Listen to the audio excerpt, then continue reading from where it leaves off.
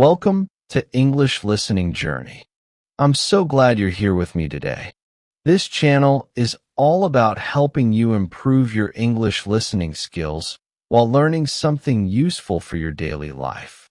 And today, we're diving into a topic that I know so many of you struggle with: how to stay focused and stop letting distractions ruin your productivity. Whether you're studying English, working on a project, or just trying to get through a busy day, this video is for you.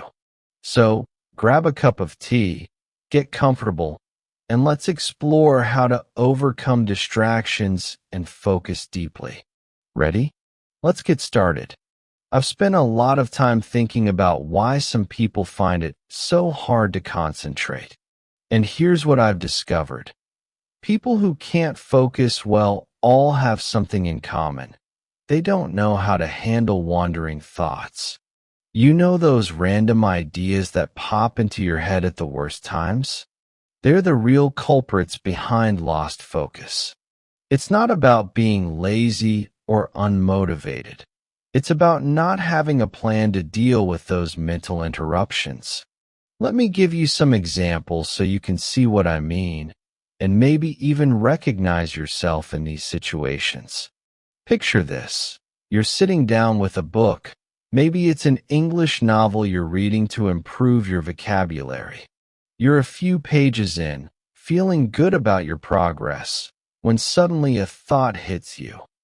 Oh, I need to buy a new jacket for that big sale on November 11th. Before you know it, you've grabbed your phone, opened a shopping app, probably that one with the orange logo, and you're scrolling through discounts. The book? It's still open, but you're not reading it anymore. Or maybe you're working on something important, like writing an email in English for school or work. You've been at it for just a few minutes when you think, wait, I haven't checked the news today. What if something big happened? So, you pick up your phone again, and soon you're lost in headlines. One more example. You're studying English grammar, flipping through a textbook, and after a couple of pages, your stomach growls. I'm hungry, you think, and off you go to the fridge to find a snack. By the time you're back, your focus is gone. Sound familiar? The result of all this is that your precious concentration, the kind you need to learn English or finish anything worthwhile, gets wasted on things that don't matter in the moment. Now, let me share a little story from my own life to show you how I figured this out. Back when I was in college, I thought I was a multitasking superstar.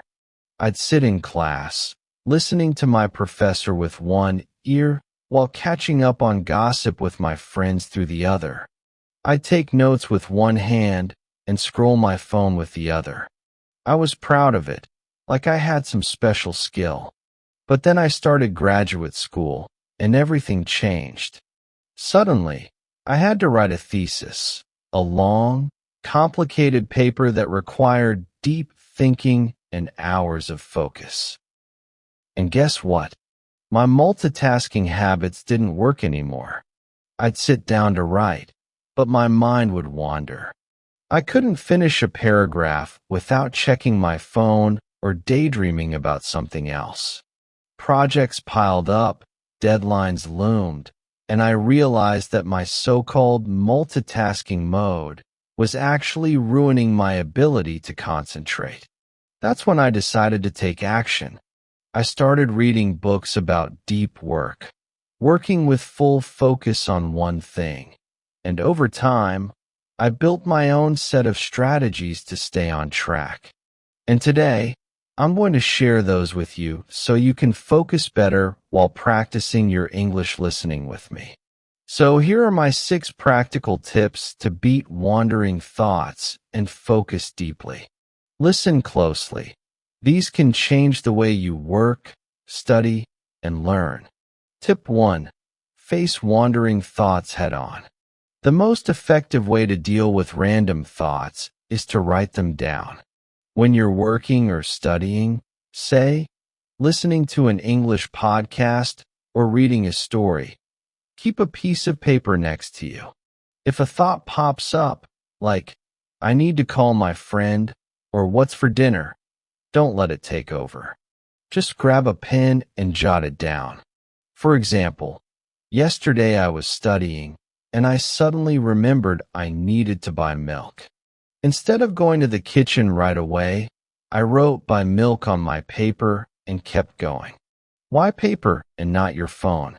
Because if you open your phone to type a note, you might end up on social media or a game instead. Paper keeps it simple and distraction-free. Try it next time you're practicing English. It really works. Tip 2. Learn anytime, anywhere. Here's a big one. Stop waiting for the perfect moment to study or work. You don't need complete silence, the right temperature, or a full stomach to get started. Learn to use whatever time you have, wherever you are. I've done some pretty unusual things to make this work. Once, I was on a beach in Barcelona, waves crashing, people laughing, and I used the Wi-Fi from a nearby KFC to practice Spanish on Duolingo. It wasn't quiet or comfortable, but I got it done. You can do the same with English. Waiting for a bus? Pull out your phone and listen to a short English lesson. Stuck in a noisy cafe? Read a few sentences from an English article. The more you practice this, the easier it gets to focus no matter what's happening around you. Tip 3. Practice with purpose. Focus is like a muscle. You have to train it. Start small. Set a goal to concentrate for just 10 minutes. Maybe you're listening to this video right now. Tell yourself, for the next 10 minutes, I'm only listening, no distractions. If your mind wanders, like if you start thinking about lunch, gently pull it back to my voice. After a while, increase the time to 20 minutes, then 45. I used to struggle with this, but now I can focus for an hour straight because I built it up slowly. It's like exercising. Start light, then lift heavier weights. Soon, you'll find yourself slipping into what experts call a flow state, where time flies and you're totally absorbed. Imagine how much English you could learn like that. Tip 4. Eliminate distractions at the source. If you want to stop wandering thoughts, cut them off before they start. That means getting rid of things that pull your attention away. For example, don't touch your phone for the first 30 minutes after you wake up. Trust me, those notifications can wait. Skip short videos or random news articles that clutter your mind. And take a look at your workspace, your desk or table. Is it messy? Full of snacks, gadgets, or papers you don't need? Clear it out. When my desk is tidy, I feel calmer and more ready to focus. Try this before your next English study session. Less clutter, more concentration. Tip 5. Set clear goals. Focus isn't just about willpower. It's about knowing what you're aiming for. If your goal is vague, like, I want to get better at English, it's hard to stay motivated. Instead, make it specific. Break big goals into small tasks. For example, instead of saying, I'll study English today, say, I'll listen to one English listening journey video and write down 5 new words. Small tasks feel doable, and finishing them keeps you going. When I was writing my thesis, I'd break it into tiny pieces, like write 200 words today, and it stopped me from feeling overwhelmed. You can do the same with your English practice. Tip 6. Limit your focus time. Here's something surprising. You can't focus forever. Your brain has limits. Science says most people can only do deep work, really intense focus, for about 4 hours a day. After that, you're just tired and spinning your wheels. So don't push too hard. Set a time limit for your focus, like 2 hours of English study, and then stop. Take a break. Go for a walk, eat something, or even take a nap. I learned this the hard way. Trying to study all day just left me exhausted and frustrated. Resting helps you come back stronger. So, let's wrap this up with a quick recap. Don't use your phone for 30 minutes after waking up. Study English anytime, anywhere, even in crazy places. Keep paper handy to catch wandering thoughts. Practice focusing every day, starting small. Clear away distractions from your space and mind. Break your goals into specific tasks.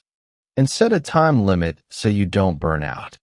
These tricks changed my life, and I know they can help you too, whether you're learning English or tackling something else. Give them a try, and let me know how it goes in the comments below. Thanks for joining me on English Listening Journey. See you in the next video.